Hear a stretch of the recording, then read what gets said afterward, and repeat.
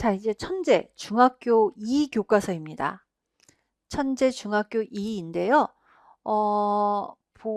앞에 보셨던 중학교 1 교과서와 크게 다르지 않습니다. 고등학교 교과서 2권, 고등학교와 은간비에 비해 중학교 교과서는 상당히 전반적으로 저희한테는 내용이 좀 가볍고, 또 저희가 비상교과서가 내용이 상당히 많았던 것에 비하면 또 비상을 보고 난 뒤여서 그런지 어떤지 모르지만 상당히 내용이 많이 어렵거나 그렇진 않습니다. 첫 번째 악곡은 12페이지 동물생각인데요. 물론 당연히 비상교과서에서 보신 악곡입니다. 그런데 이제 선생님들하고 그 얘기 한번 해보도록 할게요. 동물생각을 먼저 말씀을 드릴 때 이 악곡 굉장히 할 게 많은 악곡이라고 말씀을 드렸었어요.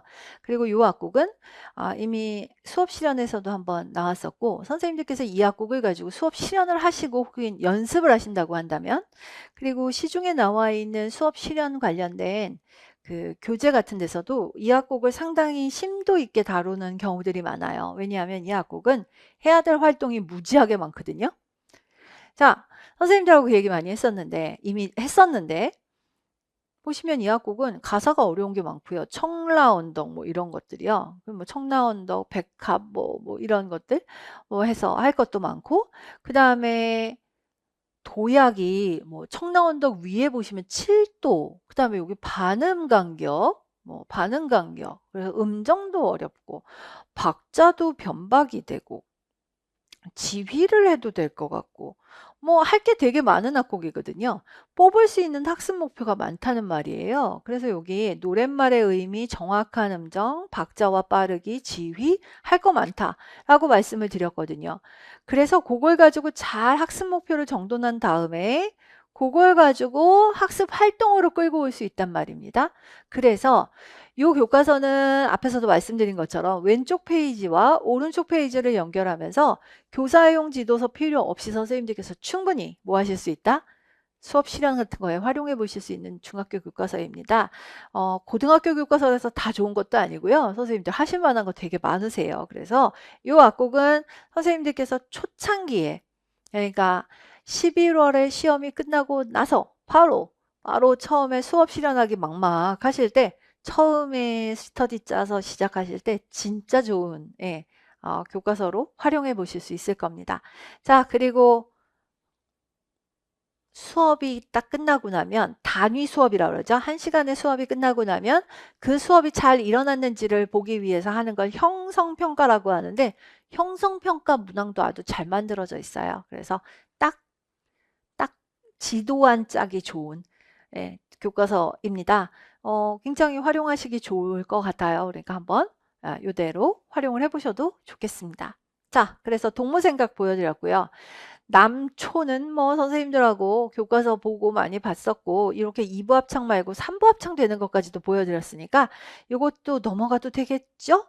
자, 마찬가지로 얘도 활용해 보실 거를 다 말씀을 드렸습니다. 월계꽃입니다. 월계꽃은 일단 그 얘기 좀 해볼까요? 슈베르트의 가곡입니다. 가사를 쓴 사람이 괴테입니다. 괴테이고요. 이게 지금 월계꽃이라는 가사가 붙어 있는데, 이게 원가사가 뭐죠, 선생님들? 이 원가사가 사실 우리는 번역할 때 들장미라고 하는 하이델 웨슬라인이라고 하는 들장미 가사입니다. 그러니까 웬아이가 보았네 있잖아요. 웬아이가 보았네로 시작하는 그 가사가 원래 예의 가사입니다. 근데 우리나라에서는 이걸 번안을 해서 방끄드는 월계꽃으로 너무 많이 불러서 그런데, 이거 원래 웬아이가 보았네라는 그 가사 사용해야 맞는 거고요. 괴테가 쓴 가사입니다. 괴테가 쓴 가사이다 라고 보시면 되고, 자, 선생님들 얘가 2024년 화성풀이 문제로 나왔었죠. 2024년 화성학 문제로 나왔었습니다. 그래서 지금 E 플랫에서 시작을 하지만 A가 내추럴이 돼서 B 플랫 메이저로 잠깐 전조를 했다가 다시 E 플랫 메이저로 전조가 되는 악곡이라는 것도 알고 계셔야 되겠고요. 자, 그래서 내림마장조 음계에서 임시표에 유의하여 라고 이야기하지만 사실 임시표에 유의하여가 아니라 이 곡은 원래는 전조가 되는 악곡이죠. 그래서 전조되는 악곡이다 라고 하는 것도 봐주셨으면 좋겠고, 요건 슈베르트의 가곡이다 라고 하는 것도 한번 확인해 주시면 좋겠고, 2024년 기출문제로도 한번 다시 확인해 주시면 좋겠고, 뭐 요런 악곡이다. 그리고 이 곡의 원 가사는 하이델르슬라인이라고 하는 들장미 가사입니다 라고 하는 것도 봐주셨으면 좋겠습니다. 행복을 주는 사람이라는 이 노래는 사실 대중음악인데 너무나도 오랫동안 교과서에 이렇게 실려 있어서 거의 언제든 시험에 나오면 그냥 가곡처럼 불러버리셔야 하는 노래가 되어버린 악곡입니다. 그래서 선생님들 요건 부분 2부 합창곡처럼 이렇게 되어 있습니다. 자, 그래서 선생님들 요거 한번 꼭 좀 들어보세요. 달리 저는 드릴 말씀이 별로 없고요. 예, 대중음악이지만 예, 그냥 클래식 음악처럼 예, 좀 봐주시면 좋겠는 악곡이다 라고 보시면 되겠습니다. 자, 선생님들 요 애니메이션 주토피아에 나오는 Try Everything이라는 노래도 마찬가지인데요. 이제는 뭐 예, 최근에 나온 음악이지만 상당히 노래 부르기가 쉽지 않은 곡일 거예요. 약박에 계속해서 지금 타이가 붙으면서 그 싱코페이션이 붙는 악곡이어서 꼭 좀 한번 확인하시면서 불러보셔야 될 악곡입니다. 제가 드릴 말씀은 없습니다. 너무 코드도 간단하고 별로 저는 드릴 말씀이 없는, 그래서 여기요. 당김음, 점음표 이런 것들에 주의해서 불러볼 악곡이다 라는 정도 확인하시면 되겠습니다. 자, 그리고 첫사랑은 저희가 처음부터 첫 곡이었죠. 저희 교과서 분석반 첫 곡이어서 확인하시고 넘어가면 될 것 같습니다. 10월의 어느 멋진 날에 제가 안 도와드려도 그냥 많이 보신 악곡 넘어가겠습니다. 진짜 제가 도와드릴 일이 없을 것 같아요. 봄이 오면 확인하셨던 곡이고요. 얘도 넘어가겠습니다. 진짜 할 게 없습니다. 방구석 세계 음악여행, 교과서 제목이 방구석 세계 음악여행으로 나왔는지 모르겠는데, 자, 선생님들 여기 반도네온이라는 악기도 소개하고 있고요. 샤미센이라고 해서 일본에서 많이 사용하는 민속 악기죠. 그 다음에 뭐 오르투라는 악기, 뭐 타군구안, 뭐 별 악기들 이름들이 뭐 비파 뭐 이런 악기들이 잠깐씩 나오고 있는데 걔들 내비두시고 아프리카 잠보, 일본의 모리화, 중국의 모리화, 죄송합니다. 중국의 모리화, 그 다음에 이쪽으로 오셔서 미국의 대표적인 민요 언덕 위의 집, 그 다음에 포카레카레아나라고 해서요. 우리가 흔히 연가라고도 부르는 뉴질랜드 민요 같이 한번 소개되고 있는 것을 보실 수가 있습니다. 자, 그래서 뭐 너무 흔하게 많이 나오는 대표적인 민요들 잠깐 소개하고 제목하고 나라 정도는 좀 기억해 주시면 좋겠습니다. 자, 이제 보시는 악곡들이 정말 많이 나오죠. 샹젤리제 나오고 산타루치아 나오고 하는데 이런 악곡들은 이제 너무 많이 보신 악곡들이라 뭐 그냥 또 나왔네 하는 정도 보시면 되겠고요. 이 산타루치아라는 이 악곡은 깐초네로 아주 대표적인 악곡이고요. 이태리어로 노래라는 뜻으로 깐초네라고 해서 20세기에 아주 많이 이태리의 대표적인 대중적인 악곡으로 널리 알려진 악곡들을 말한다라고 보시면 되겠습니다.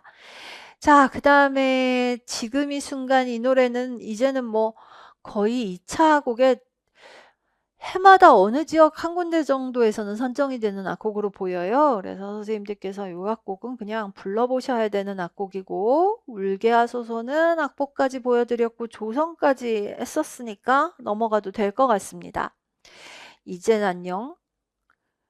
이거 제가 그냥 가도 될 것 같습니다. 이게 중학교 2 교과서다 보니까 졸업식 악곡으로 집어넣었습니다. 자, 그리고 어머니의 마음, 요것도 마찬가지로 세디따 음표와 관련된 악곡으로 보시면 될 것 같아요. 이런 악곡들은 딱 요런 것들과 같이 비교하겠죠. 붙점 있는 거와 세디따 음표가 한쪽은 2대1, 한쪽은 3대1 이런 음의 그 간격이 생기잖아요. 그래서 그런 것들을 정확하게 리듬치게 할 수 있나? 뭐 이런 것들 관련된 내용이다 라고 보시면 되겠습니다. 정말 많은 교과서에 있는 아름다운 나라인데 이것도 이제 뭐 찾아봤더니 한 세 번째? 저희 수업으로 세 번째 보시는 악곡이고요. 그 다음에 포카혼타스에 나왔던 바람의 빛깔이었나? 칼라 오브 윈드니까. 예, 그래서 바람의 빛깔 뭐 요런 악곡들이 나오고 있는 걸 보실 수 있습니다. 자, 그래서 앞에 중학교 1 교과서에는 한 40페이지까지가 가창이었잖아요. 근데 여긴 35페이지까지가 이렇게 됩니다. 그러니까 이제 선생님들하고 저하고 중학교 교과서 보는 게 점점 이렇게 될 거예요. 또 나왔네, 또 나왔네, 또 나왔네 이렇게 되어 있어서 이제 선생님들께서 약간 요령이 생기시면 중학교 교과서는 이제 그만 뭐 정말 지하철에서 이렇게 뭐 나왔나 이런 식으로 보는 식으로도 보시는 분들도 생기시게 될 거고 저도 그렇게 될 거라고 생각을 합니다. 이제 이렇게 반복이 될 거거든요. 그러니까 고등학교 교과서들은 좀 긴장을 하게 되는데 중학교 교과서는 이제 점점 긴장을 좀 놓으면서 문제를 푸시는 걸로 많이 보시게 되지 않을까 싶어요. 자, 근데 이제 여기서부터 가창, 국악가창 영역으로 가게 될 거거든요. 희한하게 천재 교과서는 아까 토리를 중1 교과서에다 줘야 될 것 같은데 2 교과서에다가 이렇게 줍니다. 그래서 뭐 경토리 무슨 토리 요거를 여기다가 줬어요. 그래서 여기다가 뒀는데 뭐 여기다 주든 어디다 주든 그건 문제가 아니고 몽금포 타령을 서도민요의 대표적인 타령을 악곡으로 주었습니다. 몽금포 타령을 중모리 장단으로 줬어요. 선생님들 몽금포 타령은 중모리 장단으로도 줄 수 있고 국거리 장단으로도 줄 수 있습니다. 둘 다 가능합니다. 여기서는 몽금포 타령 중모리 장단으로 주었고 그 다음에 라도레미솔로 되어 있는데 라도레미솔로 되어 있는데 지금 보시면 얘가 프렛이 3개 붙었잖아요. 그래서 G음에 해당하는 얘가 그러니까 이동도로 읽으면 얘가 미가 되지요. 라도레미솔이니까. 그래서 미에 해당하는 요 음마다 요성 표시를 해주고 탈탈 털듯이 소리 낸다 라고 하는 표시를 해 놓았습니다. 그래서 수심과 토리의 특징 표시하는 것 미에 해당하는 음을 보시다시피 요성으로 처리하는 거에 대한 설명을 하고 있고요. 이 악곡이 중모리 장단과 국거리 장단 둘 다 사용이 가능하다라는 것과 나는 이 악곡이 어느 장단이 더 어울린다고 생각하고 그 이유를 설명해 보라 라고 하는 좀 열린 토론에 관련된 문제들을 하나 제시하고 있는 걸 보실 수 있습니다. 자, 이건 뭐 괜찮습니다. 그 다음에요. 태평가를 주었습니다. 태평가는 경토리 악곡이죠. 그래서 경토리의 아주 대표적인 악곡인데요. 진경토리라고도 부르는 솔라 도레미 전형적인 형태를 갖고 있는 악곡입니다. 그래서 선생님들 요 전형적인 경토리 악곡에 짜증을 내어서 무엇하나라고 하는 요 악곡을 우리가 태평가 악곡으로 보시고요. 프린트에는 제가 뭘 드렸느냐 하면 태평가가 가사가 꽤 많거든요. 청사초롱 불 밝혀라 추나추동 사시절에 이런 식으로 해서 니나노 하는 건 이건 저기 후렴이고요. 그래서 여기 꽃표 2개로 되어 있는 거는 후렴이고 다른 가사도 사용할 수 있고 여러 개의 가사를 반복해서 부를 수 있어서 태평가 가사를 제가 좀 드려봤어요. 그래서 태평가에는 여러 가사들이 여러 절로 사용이 될 수 있어서 그걸 좀 한번 드려보았다라고 보시면 되겠습니다. 자, 그래서 교과서에서는 경기도 민요로는 태평가를 주었다라고 보시면 되고요. 이 경토리, 진경토리라고 하는 솔라도레미의 솔로 끝나고 그 다음에 국거리 장단 많이 쓰거든요. 경토리 악곡은. 그래서 약간 경기도 민요의 어떤 대표적인 느낌. 약간 나긋나긋하고 뭐 이런 느낌? 이런 것들이 잘 나타나는데 이 악곡에서는요. 여기요. 비는 하는 부분에서 딴 이렇게 되는 이분박이 나타나는 부분이 있죠. 그래서 이런 이분박이 나타나는 부분을 여기 활동에서 이소박이 나타난다라는 표현으로 해서 말붙임새를 소개하는 부분이 활동에 나타나고 있는 걸 보실 수가 있습니다. 그래서 그 부분이 나타나는 것을 조금 소개하고 있길래 그걸 한번 좀 보여드리려고 합니다. 자, 그리고 태평가를 편곡해서 다양하게 뭐 광고 음악이라든가 뭐 이런 거에 좀 사용했다라고 하는 걸 보실 수 있습니다. 자, 선생님들, 그리고 강강술래가 남도민요의 대표적인 악곡으로 소개가 되고 있는데요. 교과서에서 아무 설명 없이, 아무 제목 없이 중중몰이 강강술래 잠깐, 그 다음에 자진몰이 강강술래 한번 이렇게 소개를 하고 있어요. 그런 다음에 남도민요로 보름달이 밝게 뜬 한가위 날 마을 여자들이 모여서 풍작과 풍요를 기원하면서 서로 손을 잡고 원을 만들어 춤추며 부르는 노래이다 라고 하면서 강강술래와 자진 강강술래에 맞추어 강강술래의 기본 동작을 하면서 한배의 변화를 좀 알아보자 라고 이야기를 하고 강강술래에 관한 설명 그리고 육자배기 토리에 관한 이야기를 하고 있는 것으로 요거를 소개하고 있는 걸 보실 수가 있습니다. 그리하여 저는 앞으로 강강술래가 나올 때를 대비하여 선생님들께 2번 얘기하는 것보다 오늘 하는 게 낫겠다 싶어서 프린트를 좀 만들었습니다.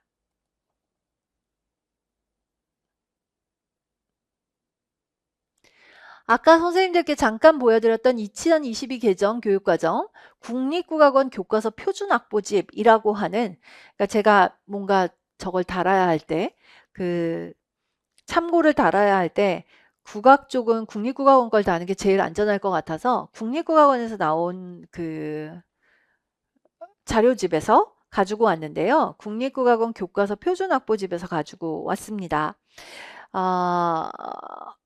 제가 어느 특정 저자분의 논문을 뭐 인용을 할 때도 있기는 합니다만 강강술래 같은 거를 자료 따는 게 참 힘들어요. 왜냐하면 너무 의견이 분분해서요.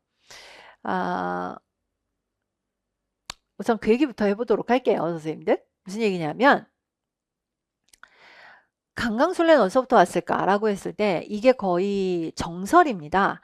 임진왜란 당시에 이순신 장군이 전술로 부녀자들한테 저기 가갖고 우리가 사람들 되게 많고 곡식도 되게 많아서 결코 너희들한테 지지 않아라고 일본 사람들을 착각하게 하도록 하기 위해 낯가리 같은 걸 이렇게 쌓아놓고 거기서 여자분들한테 춤추면서 돌고 그러라고 했다는 전설이 있죠. 그게 강강술래의 기원이었다라고 하는 것으로 남아있다라고 이야기를 합니다. 그래서 여인들이 이렇게 보름달이 환하게 뜬 밤에 손을 잡고 돌면서 춤을 추었다. 그래서 곡식도 되게 많아 보이고 군량미가 풍부하고 저렇게 여유롭게 춤추고 놀았다라고 하는 그것이 임진왜란 때부터 유래된 강강술래의 기원이었다라고 하는 전설이 남아있다라고 이야기를 하고 있습니다. 그런데요, 문제는 이 강강술래는 유네스코 문화유산이기도 하고 한데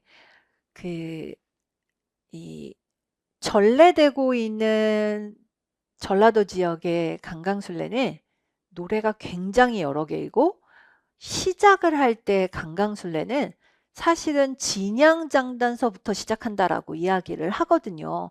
그래서 긴 강강술래를 그 지역에 있는 문화재, 그 지역에 있는 문화재에서 실제로 연주하는 사람들한테 긴 강강술래는 진양장단을 긴 강강술래라고도 한다라고 말한다는 거예요.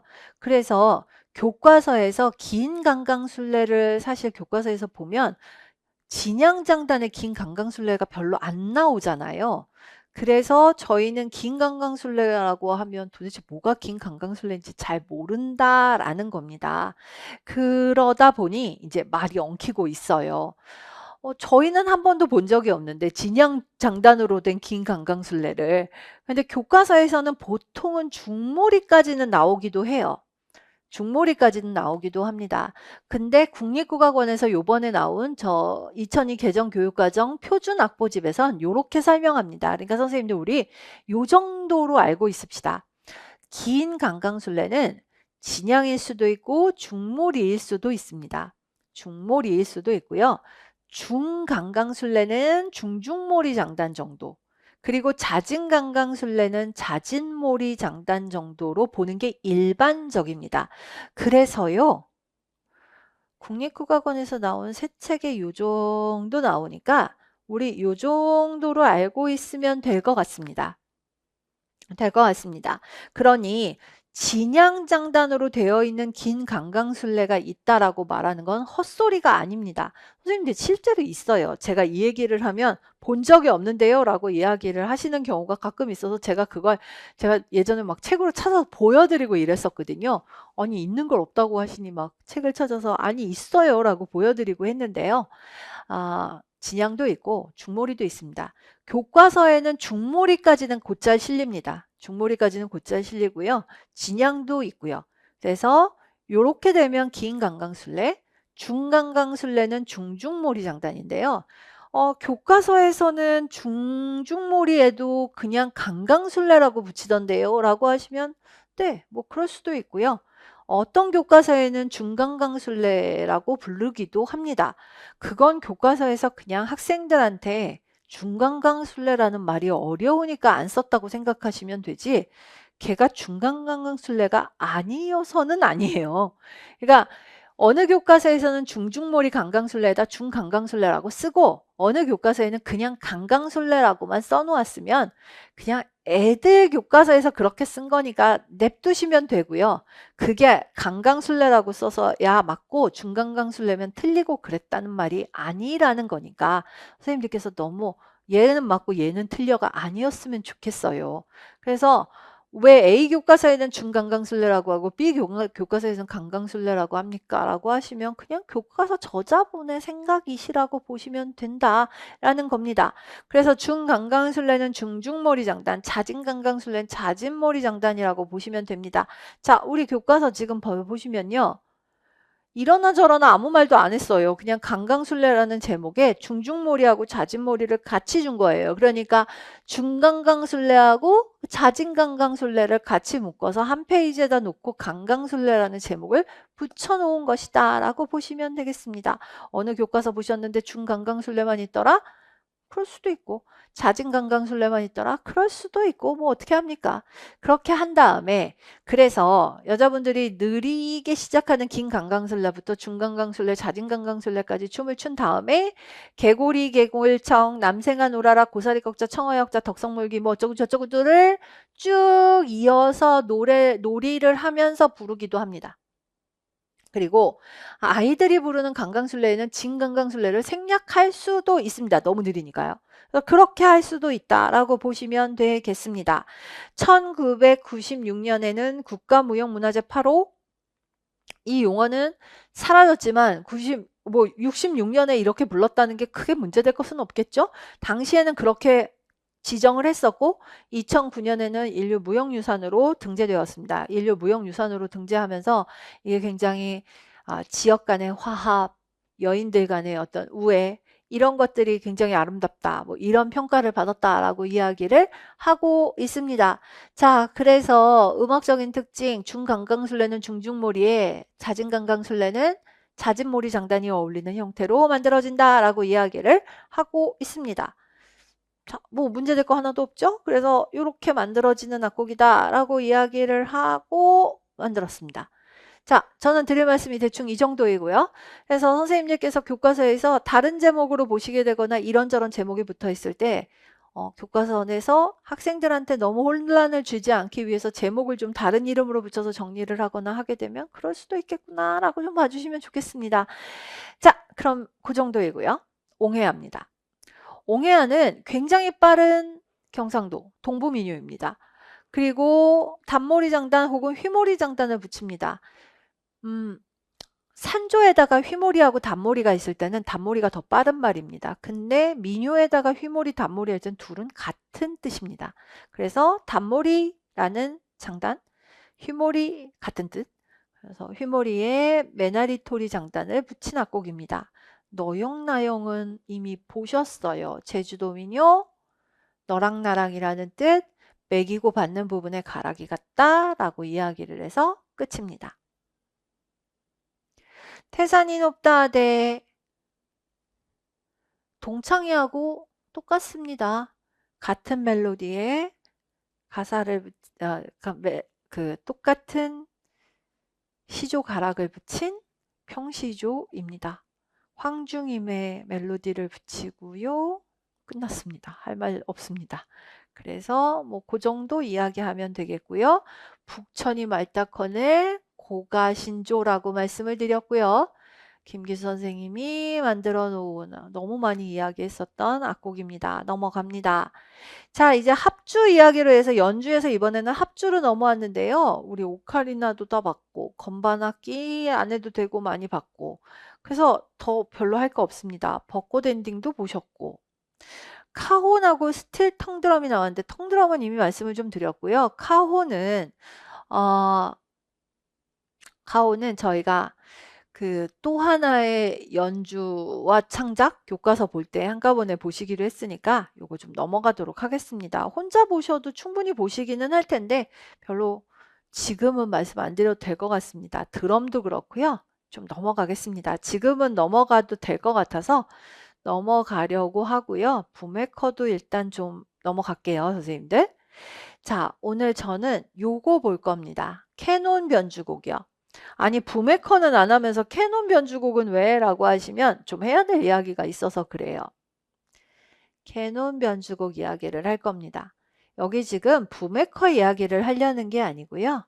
캐논 변주곡 이야기를 할 겁니다.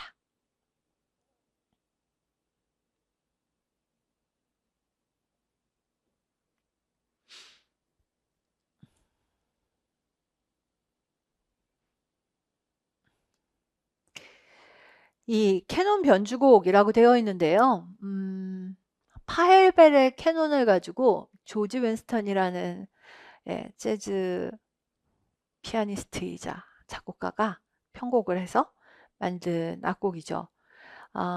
파헬벨의 캐논의 진행을 가지고 만들게 되는데 C 메이저의 위에 코드를 일단 한번 봐주시면 얘가 1도, 5도, 6도, 3도, 4도, 1도, 4도, 5도 이렇게 됩니다. 1도, 5도, 6도, 3도, 4도, 1도, 4도, 5도 여기 마지막 4도를 뭐 2도로 써도 상관없어요.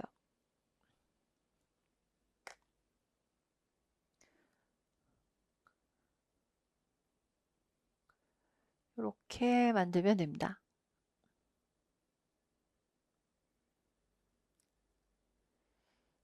이걸 무슨 동형 진행적인 관점에서 말하면 토, 솔 하고 내려오니까 4도 올라갔다가 4도 내려왔다가 2도 올라가고 4도 내려왔다가 2도 올라가고 4도 내려왔다가 뭐 이렇게 되거든요. 여기서 조금 깨지지만 어쨌든 요렇게 됩니다.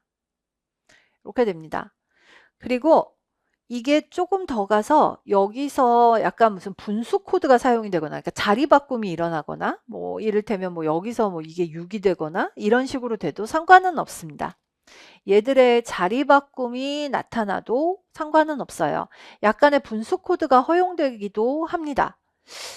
근데 많은 사람들이 이 코드 진행을 활용을 했거든요. 4도 내려왔다가 2도 올라가고 4도 내려왔다가 2도 올라가고 4도 내려왔다가 2도 올라가고 뭐 이렇게 하는 건데 이 진행을 사용을 하니까 음악이 되게 귀에 짝짝 붙고 이렇게 되면서 이거를 뭐 캐논 진행이라고 부르기도 하고 이렇게 불렀는데 이 진행이 굉장히 사람들한테 인기가 있어졌어요. 그래서 이 진행을 뭐라고 부르게 되었느냐? 너무 돈이 된다. 그래서 머니 코드라고 부르게 되었습니다. 머니 코드다 이렇게 부르게 되었어요. 지금 선생님도 제가 풀어드린 게 어떻게 됐냐면 도, 솔, 라, 미, 파, 도, 파, 솔 이렇게 됐잖아요. 도, 솔, 라, 미, 파, 도, 파, 솔 이렇게 돼 있는데 요게 요대로 써도 되는데 요대로 쓰는 것도 계속 됐었어요. 요것도 그대로 쓰기도 해요. 여전히 쓰기도 하는데 이거 너무 쓰면 약간 너무 뭐랄까 지나칠 정도로 좀 뭐랄까 클리셰적인 진행이 돼서 좀 너무 유치할 정도의 진행으로 들린다라고까지 이야기를 하고 있습니다. 근데 이거 여전히 쓰고 있다고 그러죠.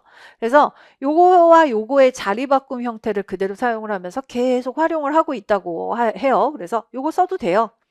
이걸 머니코드라고 부를 수 있습니다. 그래서 요것도 쓰고 있다. 근데 좀 쓰면 유치찬란하게 들릴 수도 있다. 조심해야 한다. 라고 말을 합니다. 돈 되는 진행이다. 라고 이야기를 해서 머니코드다. 라고 이야기를 합니다.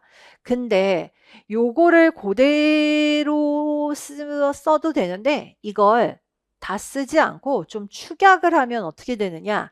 요걸 축약을 해서 4개로 쓰면 요게 됩니다. 도, 솔, 라, 미, 파, 도, 파, 솔 이렇게 안 하고 도, 솔, 라, 파까지만 이렇게 해서 코드 진행을 만들면 사실은 이게 요즘 제일 많이 쓰는 요게 제일 많이 쓰는 머니 코드입니다. 그래서 도, 솔, 라, 파까지만 도, 솔, 라, 파까지만 제일 많이 쓰는 머니 코드 진행이라고 이야기를 합니다. 그래서 요걸 제일 많이 쓰는 코드 진행이라고 하는데 실제로 뭐 타입별로 찾으면 굉장히 약간의 변형은 있습니다만 요 진행 정말 많이 사용을 하고 위에 보시면 이런 악곡들이 있다고 하는데 뭐 실제로 그냥 많다 정도가 아니라 유명한 악곡들은 다 갖다 적어도 될 정도다라고 이야기를 할 정도로 많이 사용이 된다라고 이야기를 해요. 근데 지금 제가 왜 이 얘기를 여기서 시작을 했느냐 하면 이게 거의 기원이라고 이야기를 할 정도, 그래서 캐논 진행이라는 말 정도, 캐논 코드라는 말이 있을 정도니까요. 파일벨의 캐논에서 나온 이 진행의 형태가 가장 대표적이다라고 이야기를 하기 때문입니다. 선생님들 지금 프린트 3페이지에 보시면 요 진행, 그리고 이걸 코드로 옮기면 이렇게 되는 진행이라고 이야기를 할 수 있고요. 그래서 요걸로 축약해서 많이 사용을 하고 마이너가 되면 이렇게 되는 진행, 마이너가 되면 이런 진행이 되는데 요걸 머니코드라고 합니다. 선생님들 이게 우리 교과서 거의 교과서 40 몇 권 되죠?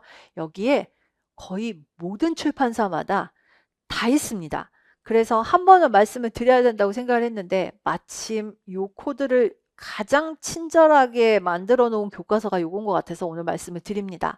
그래서 파일벨의 코드 진행에서부터 나와서 오죽하면 캐논 코드라는 말까지 나왔었다.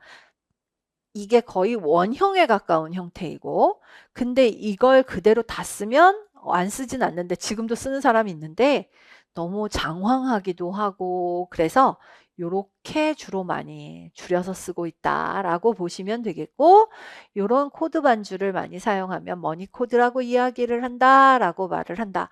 그래서 실제로 이 진행을 만약에 코드로 이렇게 진행을 시키면 어디서 많이 들어본 진행이 된다라고 이야기를 하고 있더라라고 보시면 되겠습니다. 자, 이제 선생님들 소금이 나오는데요. 소금도 워낙 많이 보셔서 운지는 조금 열심히 외워주셔야 될 필요가 있는데 그거 외에는 별로 제가 드릴 말씀은 없습니다. 저희 가야금도 되게 열심히 했거든요. 그래서 가야금도 예, 이미 앞에 교과서들에서 많이 보셔가지고요.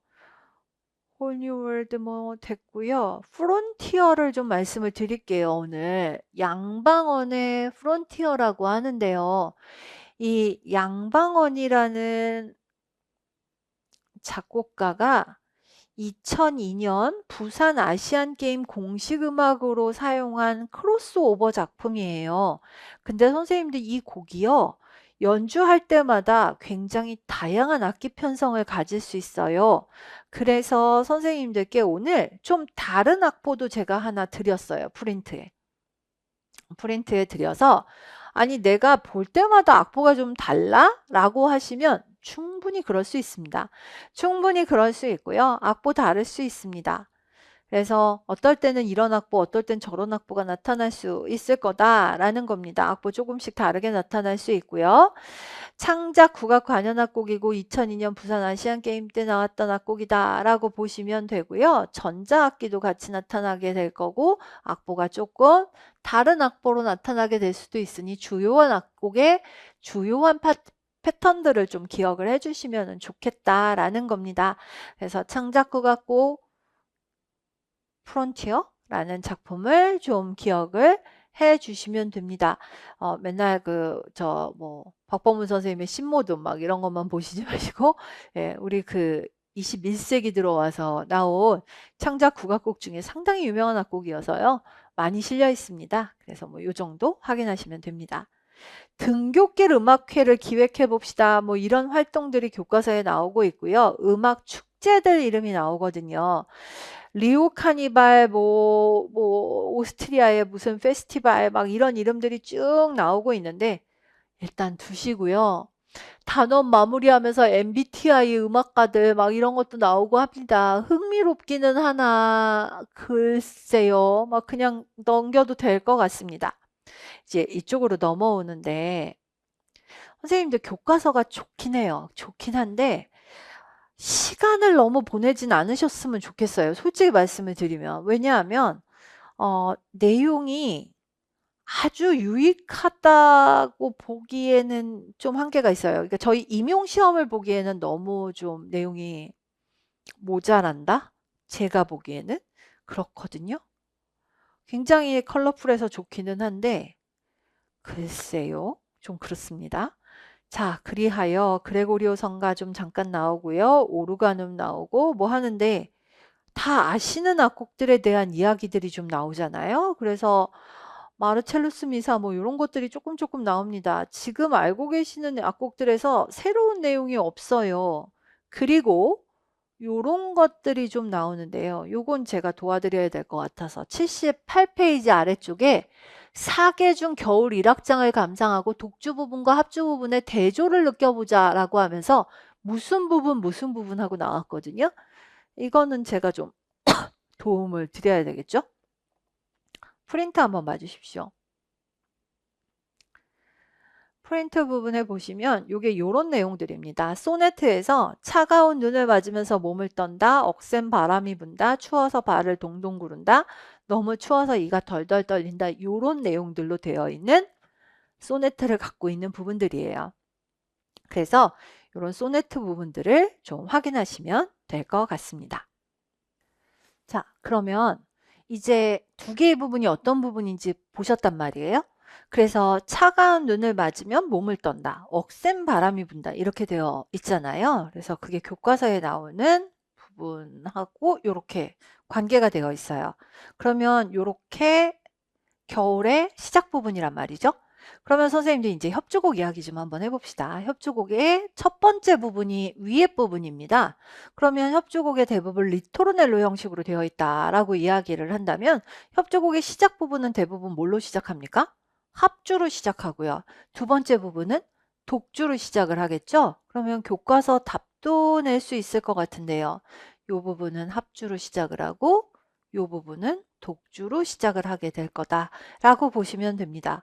자, 그래서 주요한 부분의 소네트와 그리고 악기 편성 관련된 부분들을 잠깐 좀 보실 수 있겠다라는 이야기입니다. 자, 그래서 이 정도만 제가 좀 도와드리면 될 것 같고요. 그 다음에 작은 후가 4단조가 나왔는데요. 워낙 또 유명한 악보이다 보니까 이렇게 한번 확인하시면 될 것 같고요. 요 곡은 요게 주제고 요게 응답인데 이 곡도 진정응답을 하는 흔하지 않은 곡 중에 하나예요. 근데 이 곡이 왜 작은 후가이냐라고 하면 주제가 되게 길거든요. 주제가 거의 4마디 조금 넘는 정도의 길이를 갖고 있는데 주제하고 응답을 펼칠 때까지는 상당히 길게 이루어지다가 뒷부분이 상당히 짤막하게 이렇게 좀 좁게 이렇게 빨리 끝나는 악곡이에요. 그래서 작은 후가 4단조라는 이름으로 나오는 악곡 중에 하나입니다. 그래서 4단조 후가 오르간으로 연주하는 악곡이다라고 알고 계시면 되겠습니다.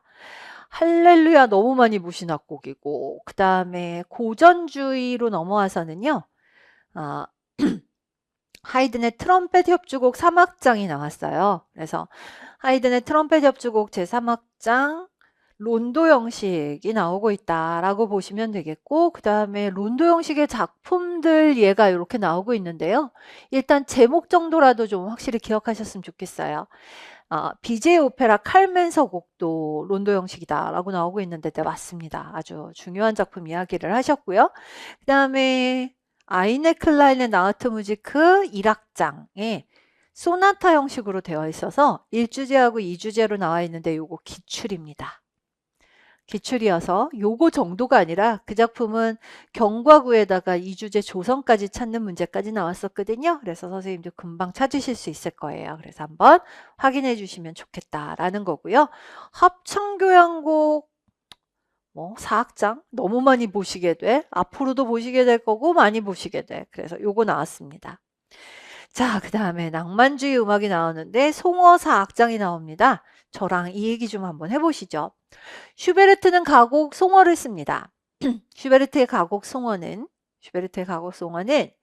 변형된 유절 형식을 갖고 있는 악곡이죠. 송어 가곡을 쓰고 나서 슈베르트는 피아노 오중주를 쓰게 되는데요. 이 피아노 오중주가 범상치가 않습니다. 보통 우리는 피아노 오중주를 쓰면 바이올린 2개, 비올라, 첼로, 피아노. 그죠? 바이올린 2개, 비올라, 첼로, 피아노. 근데 얘는 바이올린, 비올라, 첼로에다가 콘트라베이스, 더블 베이스가 편성되는 아주 특이한 형태의 악기 편성을 갖고 있는 피아노 오중주를 씁니다. 그게 특이하고, 그 다음에 보통 이런 실내악을 쓰게 되면 되게 몇 악장 형식을 쓰게 되느냐라고 하면 4악장을 쓰죠. 근데 이 곡은 5악장으로 되어 있습니다. 그리고 보통 4악장짜리를 쓰게 되면, 그리고 제목을 붙이면서 송어 이렇게 붙였으면, 송어 하면 우리가 보통 떠올리죠. 그러면 송어라는 가곡이 변주를 하겠구나 라고 이야기를 합니다. 그러면 보통은 그런 변주가 몇 번째 악장에 많이 들어갑니까? 죽음과 소녀도 그랬고요. 황제도 그랬고요. 뭔가 어떤 변주를 갖고 들어올 적에는 변주곡이 제일 많이 쓰이는 악장은 2악장입니다. 2악장에 제일 많이 변주가 들어오거든요. 근데 얘는 지금 몇 악장에? 4번째 악장에 씁니다. 악기 편성 특이하다. 악장 구성이 5악장인 것도 특이하다. 변주를 끌고 들어오는 악장이 4악장인 것도 특이하다. 여러 가지 면에서 굉장히 특이합니다. 이미 시험에 나와버렸습니다. 이미 시험에 나와버려 좀 김이 새기는 합니다만, 선생님들 오지선다 때 시험에 보기 하나로 나왔어요. 보기 중 하나로 나왔던 만큼 뭐 또 나오지 말란 법도 없으니 한번 기억이나 해주십시다. 그리고 이렇게 나왔으니까요. 자, 그래서 기억 좀 해주셨으면 좋겠고요. 환상주 큰 곡은 너무 많이 나왔으니까 교과서들에 오늘은 얘기 안 하고 가도 될 것 같습니다. 천재 교과서 저자분들께서 약간 좀 착각을 하고 계시나 싶은데요. 이거 왜 자꾸 쫓아오는지 모르겠습니다. 요거 아닌 거 아시죠, 선생님들? 저희 한번 고쳤죠. 라카파넬라. 이거 어떻게 고쳐야 되죠? 리스트에 파가니니 주제에 의한 대연습곡. 다시 얘기 안 해도 되죠, 이거? 프린트도 만들어 드렸으니까. 파가니니 주제에 의한 대연습곡 제3번 라 campanella. 이렇게 고쳐야 되는 거 아시죠? 자, 그래서 파가니니 주제에 의한 대연습곡 제3번 라 campanella입니다. 고쳐 드렸었습니다. 자, 그래서 이렇게 한번 바꿔주시면 되겠고, 천재 교과서만 그랬나? 다른 교과서도 그랬나? 자꾸 이게 지금 틀리고 있는 거가 있는 것 같아요. 자, 그래서 요거 보시면 되고, 라트라비아타 중에 축배의 노래는 너무 유명해서 넘어갑니다. 자, 그 다음에 이건 틀린 건 아닌데 제가 좀 섭섭해서 드릴 말씀이 있습니다. 바그너의 음악극, 악극이라고 부르는 건 문제 없습니다. 니벨룽겐의 반지, 오케이. 발퀴레의 기행.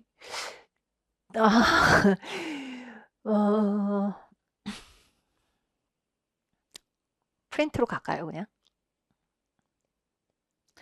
선생님들, 니벨룽겐의 반지는 바그너가 평생 열심히 작곡을 한 작품이죠. 얘는 총 나흘간에 거쳐서 공연이 됩니다. 4부작이라고 말하는 사람도 있고요. 지금 여기 보시는 것처럼 서막과 3부작이라고 말하는 사람도 있습니다. 4부작이라고 말하는 사람, 서막과 3부작이라고 말하는 사람, 니벨룽겐의 반지는 이렇게 나흘간에 거쳐서 공연이 됩니다. 이걸 하루에 공연하지는 못합니다. 니벨룽겐의 반지 서막은 라인의 황금, 그 다음에 두 번째 날 발퀴레, 세 번째 날 지그프리트 혹은 지크프리트, 뭐 이거 뭐라고 읽든 마음대로, 신들의 황혼, 요렇게 됩니다. 선생님들 지금 악보로 보고 계시는 발퀴레의 비행 아니고 기행이고요. 기행이라고 잘 돼 있죠? 예. 기행이라는 건 이상한 짓을 한다는 것도 아니고 말을 타고 휙 간다 이런 뜻이거든요. 발퀴레의 기행은 요 발퀴레의 3막의 서주, 프렐루드, 서주입니다. 그래서 요거를 니벨룽겐의 반지 중 발퀴레의 기행이라고 하시는 것보다 니벨룽겐의 반지 중 발퀴레의 제3막 발퀴레의 기행 이렇게 쓰시면 더 좋지 않았을까? 라고 살며시 제안을 드려봅니다. 예, 니벨룽겐의 반지는 너무너무 큰 개념이잖아요. 니벨룽겐의 반지라는 작품은 너무너무 큰데 그 중에 발퀴레의 기행이라고 하는 것보다 니벨룽겐의 반지 두 번째 날, 뭐 아니면 뭐 그걸 쓰시기가 힘들었나? 하여튼 발퀴레 중 제3막 발퀴레의 기행이라고 하셨으면 어땠을까라는 생각이 좀 들더라 라는 이야기입니다. 자, 그래서 선생님들 겸사겸사 얘들도 좀 봐주셨으면 좋겠고요. 하여튼 요렇게 되는 게 니벨룽겐의 반지더라 라고 좀 보시면 어떻겠나 라는 생각이 듭니다. 민족주의 음악이라고 해서요. 민족주의는 이런 것이다 라고 설명을 하고 있는데 요거야 뭐 너무 기본적인 이야기고 몰다우와 페루긴트 모음곡 중에 산왕의 군정이 나와 있습니다. 지난주에 페루긴트를 했기 때문에 넘어가도 되지 않을까 싶습니다. 근현대 음악 이야기 나오고 있는데 인상주의하고 표현주의에 바르샤바의 생존자까지 안 본 작품이 없습니다. 그리고 목신의 오후도 선생님들 많이 보시는 작품이고요. 그래서 특별히 볼 거 없고 지난번 교과서 어느 출판사 거였나 바르샤바의 생존자 악보가 살짝 좀 사고였죠. 그래서 요거 확인했는데 이 교과서는 괜찮은 것 같습니다. 그래서 괜찮을 것 같고요. 요걸로 보시면 되고 원시주의는 악보가 없이 그냥 봄의 제전의 공연 장면이 하나 나와 있습니다. 우연성 음악 4분 33초, 전자음악 소년의 노래 문제 없을 것 같습니다. 이번 교과서에서는요. 미술관에 흐르는 음악이라고 했는데 이 페이지는 볼만합니다. 왜? 클림트라고 요즘 굉장히 인기 있는 요즘이 아니고 꽤 인기 있었지만 특히 최근에 굉장히 많이 더 인기 있는 미술가가 있는데요. 클림트의 온 세상에 보내는 입맞춤이라고 하는 작품이 있습니다. 근데 선생님도 여기 지금 입맞춤이 중요한 게 아니고 저 뒤에 이렇게 합창단원 같이 서 있는 사람들 보이십니까? 합창단원 같이 서 있는 작품에 벽면 상단에 그려진 벽화 베토벤 프리즈의 일부로 클림트가 베토벤의 합창교향곡을 듣고 그린 그림이다 라고 해서 클림트 온 세상에 보내는 입맞춤이라고 하는 이 작품은 베토벤의 합창교향곡과 관계가 있습니다. 약간 오싹한 느낌이 좀 들기는 하는데요. 베토벤이 9번 교향곡을 듣고 그린 그림이다 라고 이야기합니다. 음악과 미술의 관계 가지고 그 문제 가끔 나오는데 한번 봐주시고요. 무소르그스키의 전람회의 그림은 하르트만이라는 자신이 알고 지내던 건축가이자 화가였던 사람의 유작 전시회에서 본 그림을 가지고 그린 그림인데요. 키예프의 성문을 보고 그린 그림이어서 아주 유명한 그림이기도 합니다. 키예프의 성문, 예, 요 그림과 관련된 작품이다라고 봐주시면 됩니다. 얘는 이미 시험에 나왔던 가스 시카코쿠사인데요. 이게 당시에는 그냥 민화 정도였다라고 하는데 지금은 일본에서도 아주 손꼽는 문화재 같은 인물입니다. 호쿠사이 기념관이 있을 정도니까요. 그래서 호쿠사이에 가나가와 해변의 높은 파도 아래라고 되어 있는데요. 이 작품은 드뷔시의 교양시 바다의 모티브가 된 작품이라고 말을 합니다. 그래서 세 작품 다 굉장히 중요하게 한번 좀 봐주셨으면 좋겠다라는 거고요. 자, 이제 국악과 관련되어 있는 그림 자료들과 뭐가 나옵니다. 선생님도 여기가 사실 뭐 꼼꼼하게 읽으려고 그러면 한도 끝도 없는데 저희 그렇게까지는 아니고요. 제가 교과서 그림들을 보다가 약간 불안해져서 두 개의 그림 이야기를 좀 해보려고 합니다. 이 그림에 이게 나와가지고요.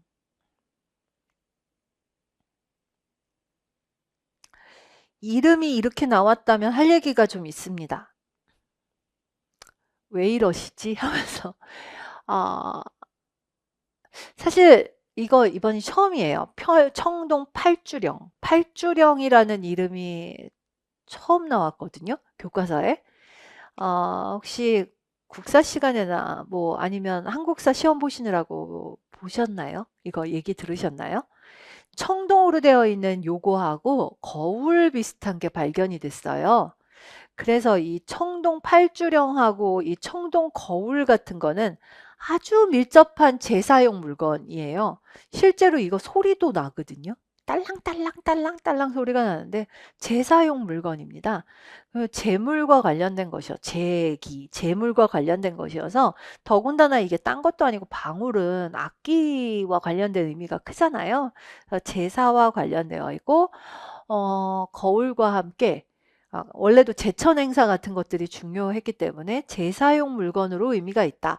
이게 음악 교과서가 아니라 다른 교과서에 실렸다고 하면 문제가 아니지만 교과서에 실려 있고 또한 이게 지금 보시다시피 딱 8방향으로 딱 잡혀 있지 않습니까? 그래서 그 8방향을 가르치고 있고 방울 소리가 정확하게 나고 제사적 의미가 되게 강하기 때문에 요거가 이렇게 이름까지 붙이고 나온 건 곤란하다. 곤란하다라고 보여서 선생님도 요거 좀 기억해 주시면 좋겠습니다. 제사용 방울. 현재도 소리가 나고 있다라고 하는 걸 좀 봐주시면 좋겠고 그거 나온 김에 선생님들 문제에 요거 이름 있을 거예요. 요 그림의 이름 뭔지 아십니까?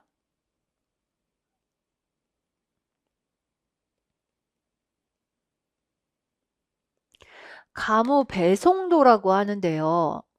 무용총이라는 이 고분에 이 가무 배송도가 똑같은 방향으로 이렇게 춤을 추고 있는데 아, 사람들의 입은 옷이 되게 울긋불긋하고 그러기는 합니다만 어, 그, 이 춤 추는 모습을 보고 현대의 학자들은 어, 이 무덤의 주인을 위한 장례적인 춤, 그러니까 고인한테 잘 가라는 춤으로 보고 있다.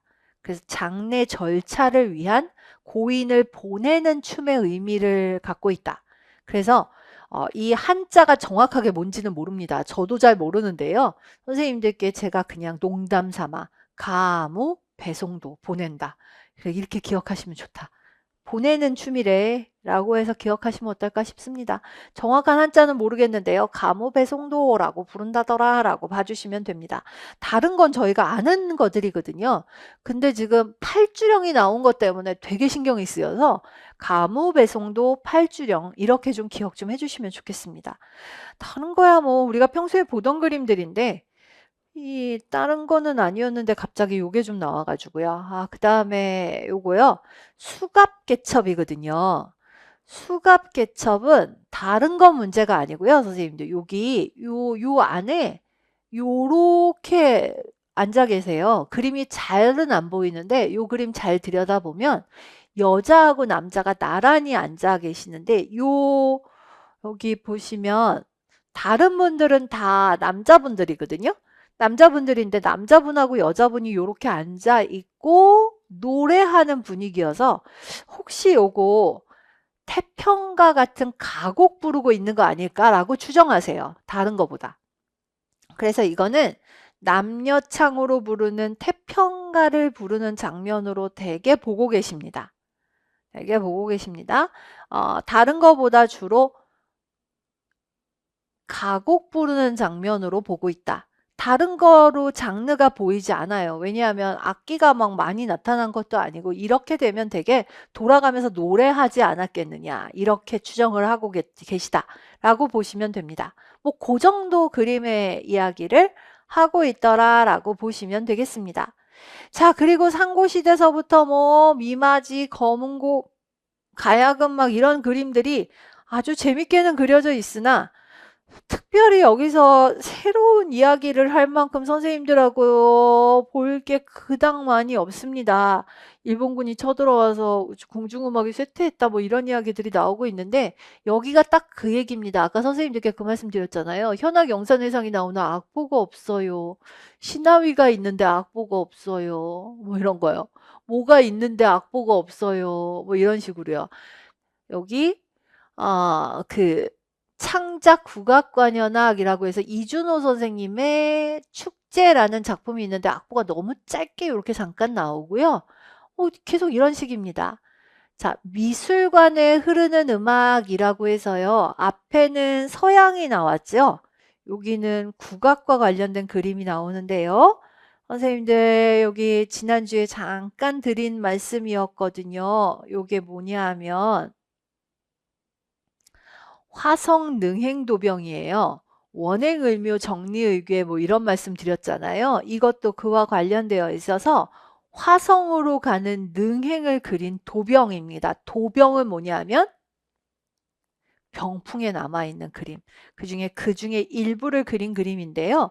요 그림만 가지고는 지금 다 보기에는 너무나도 작은 그림이어서 잘 안 보입니다만 어쨌든 요 그림에서 노란색으로 옷을 입은 사람들이 취타대가 나타나고 있다라는 정도만 잠깐 그림상 봐주시면 되겠습니다. 자, 그 다음에 김홍도의 무동이 나타나고 있는데 여기 요렇게 둘러싼 여기 나타나고 있는 무동의 백성들이 악대를 이루고 있는데 좌고, 장구, 피리, 해금으로 구성되어 있는 악사들이 사면육각이다라고 하는 거를 보여주고 있습니다. 자, 그 다음에 백남준 선생이 우리나라의 산조를 주제로 해서 비디오 아트로 만드신 80대의 모니터를 가지고 만든 산조가 있다라고 나오고 있는데요. 선생님들 이건 진짜 안 보면 우리가 도저히 못 맞출 거잖아요. 그래서 가야금 산조, 비디오 아티스트 백남준 선생의 작품이다 라고 보시면 되겠습니다. 자, 그래서 뭐 이런 작품들도 있다더라 라는 정도까지 확인하시면 되겠다라는 겁니다. 보지 않으시면 진짜 진짜 확인 안 하시면 못 보실 내용들이 좀 들어가 있고요. 그 다음에는 여기 또 마찬가지로 국악축제에 관련된 내용들이 좀 나오고 있는데 한번 그냥 확인이나 해주시면 될 만한 내용이고요. 그 다음서부터는 대중음악사가 나오고 있어요. 근데 진짜 뭐 새로운 내용이 별로 없이 그냥 K-팝 역사 뭐 이런 내용들이 좀 들어가 있습니다. 저는 이건 못 볼 것 같고 선생님들하고 사회풍자 음악이 나오고 있는데요. 아주 짧게 피가로의 결혼에 대한 줄거리를 살짝 설명을 하고 있어요. 그래서 피가로의 결혼의 주요한 줄거리를 잠깐 설명을 했고 수군가에 관련되어 있는 이야기를 좀 잠깐 설명을 하고 있습니다. 그리고 피가로의 결혼과 수군가의 음악에 대한 잠깐의 뭐 이야기를 설명한 다음에 내용상의 공통점이나 뭐 이런 이야기를 하면서 사회에 미친 영향에 대해서 이야기를 하고 있습니다. 왼쪽에 나오고 있는 이야기는 피가로의 결혼이 프랑스 혁명을 일으켰다라고 이야기를 하는데 선생님들 이건 좀 과장된 이야기이기는 하지만 어쨌든 피가로의 결혼은 귀족들에 대한 불만과 풍자와 관련되어 있다라는 이야기를 하고 있고요. 수군가에서는 우리가 수군가를 다 보진 않았지만 어쨌든 수군가에서는 토끼가 개인의 자유를 꿈꾸는 의식을 좀 보여주고 있다는 것과 병에 걸린 용왕은 무능하고 신하들은 자신의 안위만 챙기고 있는 부분들이 나타난다. 저희가 그렇게 열심히 안 봐서 그런데 정말 거기 보면 그 누가 가서 토끼를 데려오느냐라든가 아니면 누가 나의 병을 고칠까라고 얘기하면 저는 이래서 못 가고 저는 이래서 아는 게 없고 막 이러면서 결국은 그 우직한 그야말로 수륙 양용이잖아요. 그 거북이가. 그래서 네가 가는 게 제일 좋겠다라고 이야기를 하면서 그 거북이가 이 목 뒤에다가 토끼 생긴 그림을 갖다 이렇게 해서 쑥 목을 빼갖고 집어넣으니까 너는 그렇게 가면 젖지도 않겠구나 뭐 이러면서 네가 최고다 뭐 이러는 그 별로 꾀를 부리지 못하는 거북이한테 막 칭찬을 해서 너밖에 없다 막 이렇게 갖고 보내는 정말 비겁한 뭐 그런 모습들을 보여주고 있거든요. 그러니까 그런 것들을 좀 보여주고 있습니다. 근데 뭐 시원하게 한 방을 날렸다기보다는 그냥 보고 있으면 좀 답답한데 하여튼 그런 내용들이 나타나고 있다더라라는 이야기를 하고 있습니다. 그래서 사회 풍자 음악 이런 얘기들이 나옵니다.